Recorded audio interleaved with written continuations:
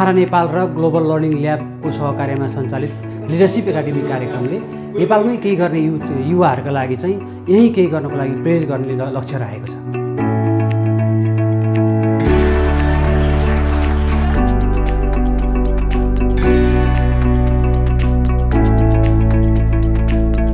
Leadership एकाडेमीमा SBI को situation behaviour impact को महत्त्वपूर्ण भूमिका रहेको हुँदाखेरि युवाहरूको नेतृत्व विकासलाई धेरै मद्दत गर्छ।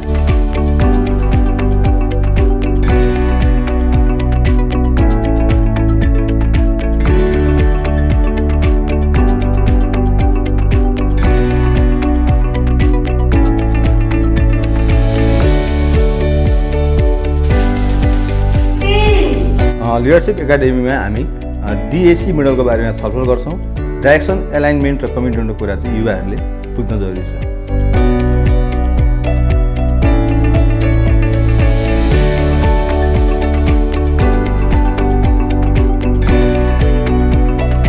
यो सस्टेनेबल इम्प्याक्ट प्रोजेक्टले चाहिँ युथहरूलाई चाहिँ आफ्नो समुदायप्रति चाहिँ जिम्मेवारी र जवाफदेही बनाउँछ।